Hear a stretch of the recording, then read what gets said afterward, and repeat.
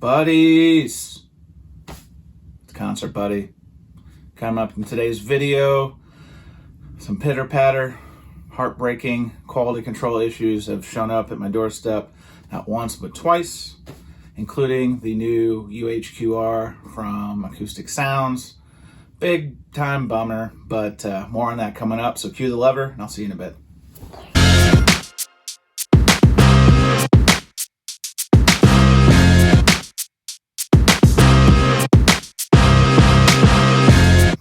All right, buddies, I know it's been a topic that's been very common amongst people in the VC about the quality control issues, and I've experienced them here and there like we all have, but this past Friday, I was looking forward to a couple of arrivals, one being the new UHQR from Acoustic Sounds, the Jimi Hendrix Are You Experienced title. Buy now or cry later. Really stoked for this. I was actually in Dallas a couple weeks ago. Video link here, and I was actually at brunch and I saw the announcement literally within the hour. Boop boop bop boop, placed my order. Super excited that they already had them in production and there wouldn't be a Miles Davis like elongated wait for this title. My title showed up I think a week or so later. Terrible at math, but the long and the short of it is, as soon as it arrived, ran downstairs, ripped it open, threw it on the turntable, because I've been seeing a lot of folks already doing review videos, and this isn't a review video, nor will I post a review video. More on that coming up. Threw it on the turntable, and at first touch, I could kind of feel something off. I looked at it, and it looked flat, but then I could kind of feel a bowing in the center, near the spindle hole and the label and so forth.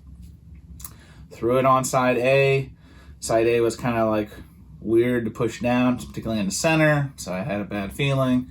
Started playing it, played okay, played a couple tracks, sounded great from what I could tell, but then I lifted the tone arm, and as I put on side 2, it became apparent we had some warpage going on. Shit.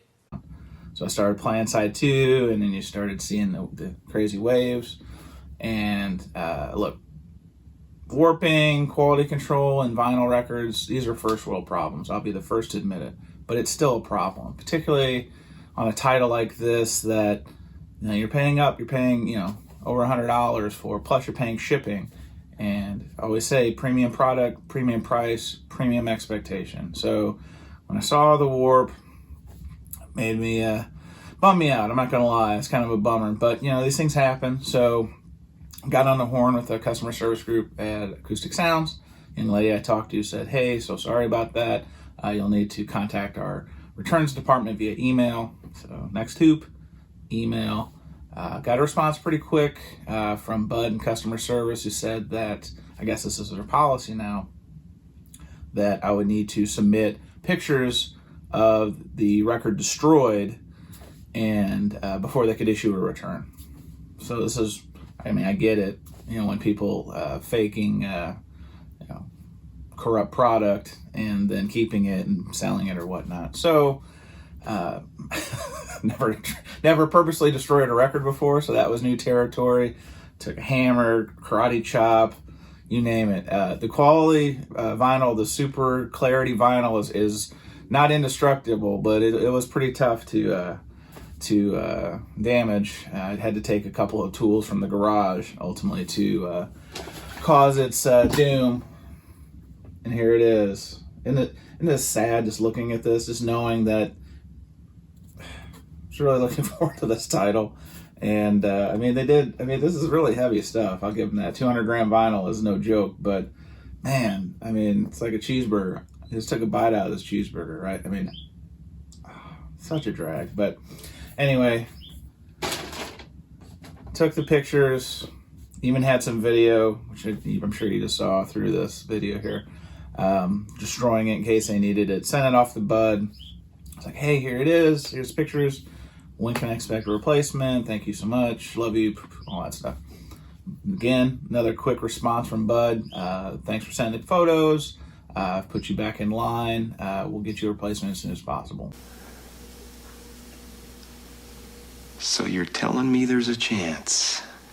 So back into the queue of order picking and selection, and yeah, so I'm hoping I get it this week. We'll see. Again, first world problems, but man, what a fart sandwich to, you know, and I'd heard, I'm glad I put it on the turntable. A lot of credit to the folks in the VC who, when they got the Miles Davis title last time, had said, hey, I'm getting warps. When I got my Miles Davis UHQR, I put it on immediately. Fortunately, my copy is nice and flat, played clean, all that great stuff. So, same thing. I mean, I would highly recommend, if you take anything from this video, two things. One, these are first world problems. I'm not complaining. I kind of am, but it more so, there are bigger problems in the world, right, than a goofball on YouTube complaining about a bad record.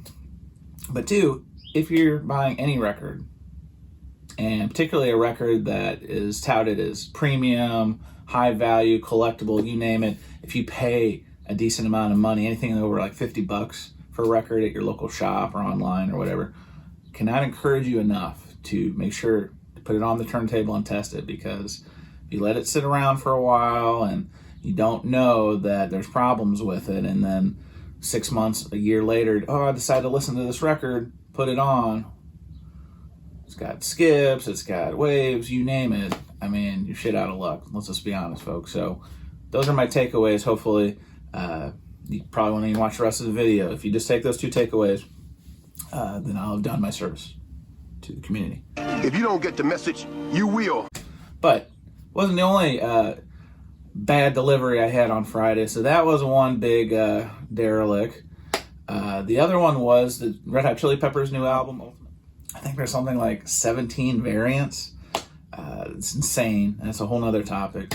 But I ordered the purple and gold variant from their Warner store, their team shop, if you will, right?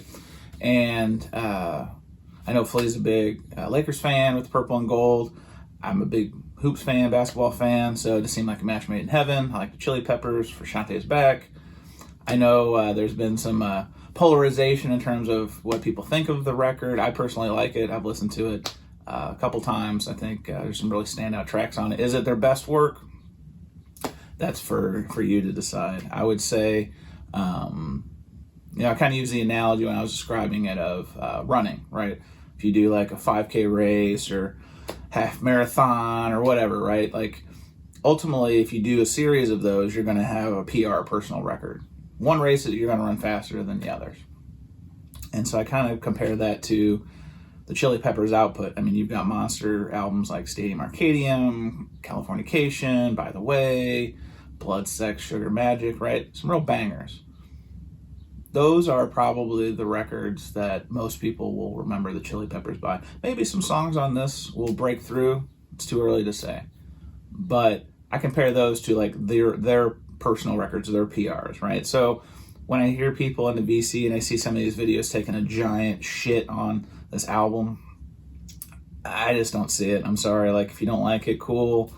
If you're trying to compare it to their previous work, I think that's kind of fool's gold, because quite honestly, I mean, John hasn't been in the band in quite a long time. I think they haven't put out a new album. I think Stadium Arcadium was 2008. So you're talking, 16, almost, heck, what is that? 12, 14 years, right? Or 2006, I think Stadium Arcadium came out. So talking 16 years between albums. So these guys are in different parts of their life. They're different stages of their musicianship. So long story short, if you listen to it, form your own opinion.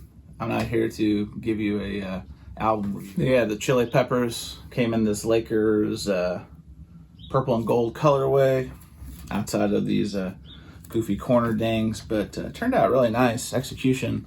I mean, very, very, maybe it's not the exact PMS colors to the Lakers colorway on court, but in terms of like the spirit of what they're trying to do, I thought that was really cool. And again, I don't know if Friday was just doomed or tainted or cursed, but album comes. As soon as it came in that little tiny, very skinny mailer, I was already like, oh, come on, because I did have reservations. This is 2 LPs that came in a single mailer, no gatefold. They did have a gatefold option, but it was the deluxe version in black. I didn't really understand that. It turns my stomach. Yeah, needless to say, the mailer was not ideal. And then whoever packed this, I don't know if you can see, but we've got, this Ding City, which is already a drag. And then, of course, it's heavy vinyl, so if you're not packed right, here we go. Nice seam splits on both of the inners, and then breaking through a little bit on the other side. So there you go. There's another email I got to fire off on Friday. And again, first world problems. I get it, but there's still problems.